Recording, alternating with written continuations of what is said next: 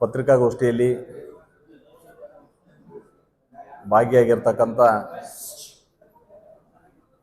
ಎಲ್ಲ ಪತ್ರಿಕಾ ಮಾಧ್ಯಮದ ಹಿರಿಯರನ್ನ, ಆತ್ಮೀಯ ಸ್ನೇಹಿತರನ್ನ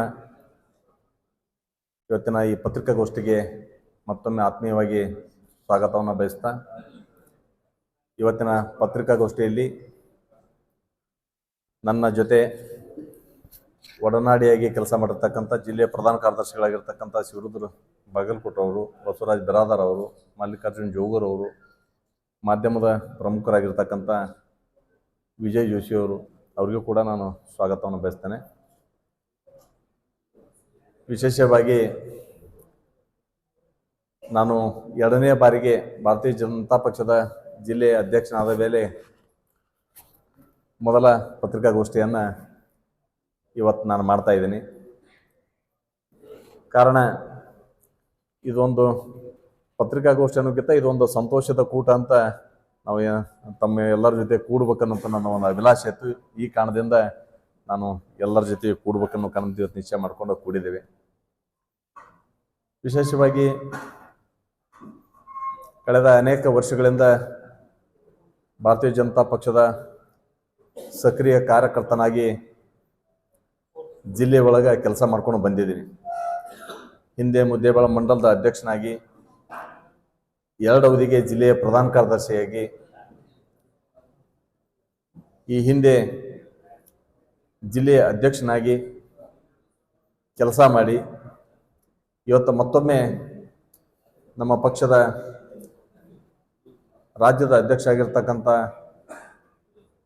BY ವಿಜೇಂದ್ರಣ್ಣ ಅವರು ಮತ್ತು ನಮ್ಮ ಎಲ್ಲ ರಾಜ್ಯದ ನಾಯಕರು, ವಿಶೇಷವಾಗಿ ನಮ್ಮ ಜಿಲ್ಲೆಯ ಎಲ್ಲ ನಮ್ಮ ನಾಯಕರು, ಎಲ್ಲ ನಮ್ಮ ಕಾರ್ಯಕರ್ತರ ಒಂದು ಅಭಿಪ್ರಾಯವನ್ನು ಸಂಗ್ರಹ ಮಾಡಿ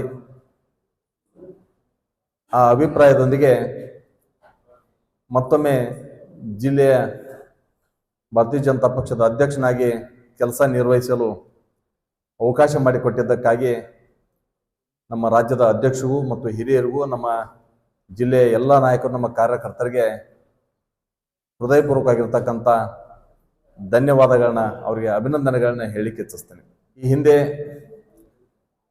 ಜಿಲ್ಲೆಯ ಅಧ್ಯಕ್ಷನಾದಂಥ ಸಂದರ್ಭದಲ್ಲಿ ಬಹುಶಃ ನಮ್ಮ ಪಕ್ಷ ಪ್ರಾರಂಭ ಆಗಿದ್ದು ಜನಸಂಘ ಏನು ಕಾಶ್ಮೀರಕ್ಕೆ ಆರ್ಟಿಕಲ್ 370 ಹೇರಿಕೆ ಮಾಡಿದ ನಂತರ ಆರ್ಟಿಕಲ್ 370 ರದ್ದು ಮಾಡಬೇಕನ್ನುವಂಥ ಕಾರಣದಿಂದನೇ ಆ ಹೋರಾಟದ ಮುಖಾಂತರ ಪ್ರಾರಂಭಗೊಂಡಿರತಕ್ಕಂಥ ಪಕ್ಷ. ಆರ್ಟಿಕಲ್ 370 ರದ್ದಾದಂಥ ಸಂದರ್ಭದಲ್ಲಿ ನಾನು ಪಕ್ಷದ ಜಿಲ್ಲೆಯ ಅಧ್ಯಕ್ಷ. ಎರಡನೇದ್ದು, ಮೊಟ್ಟ ಮೊದಲ ಕಾರ್ಯಕಾರಿಣಿ ಜನಸಂಘದಲ್ಲಿ ಒಂದು ಸಂಕಲ್ಪ ಆಯಿತು. ದೇಶದಲ್ಲಿ ಜನರ ಬಯಕೆ ಪ್ರಭು ಶ್ರೀರಾಮಚಂದ್ರನ ಮಂದಿರ ಆಗಬೇಕು ಅನ್ನುವಂಥದ್ದದ.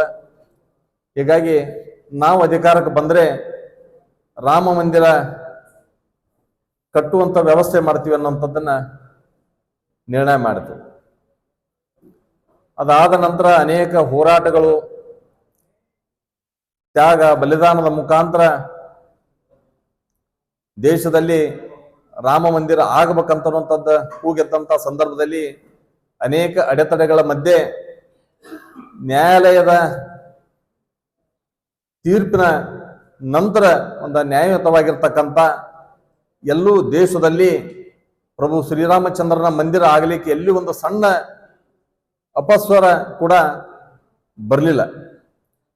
ಇವತ್ತು ರಾಮ ಮಂದಿರದ ಲೋಕಾರ್ಪಣೆ ಆಗ್ತಕ್ಕಂಥದ್ದು ನಾಳೆ ಜನವರಿ 22ನೇ ತಾರೀಕು. ಇಂಥ ಒಂದು ಸಂದರ್ಭದಲ್ಲಿ ಮತ್ತೆ ನನ್ನ ಜಿಲ್ಲೆಯ ಅಧ್ಯಕ್ಷನಾಗಿ ಮುಂದುವರಿಸೋದಕ್ಕೆ ಭಾಳ ನನಗೆ ಸಂತೋಷ ಅನ್ನಿಸ್ತಾ ಇದೆ. ಪ್ರಮುಖವಾಗಿ 2 ಅಜೆಂಡಾ ಅವು ಸಾಕಾರ ಆಗ್ತಕ್ಕಂಥ ಸಂದರ್ಭದಲ್ಲಿ, 2 ಸಂದರ್ಭದಲ್ಲಿ ನಾನು ಪಕ್ಷದ ಜಿಲ್ಲೆಯ ಅಧ್ಯಕ್ಷ.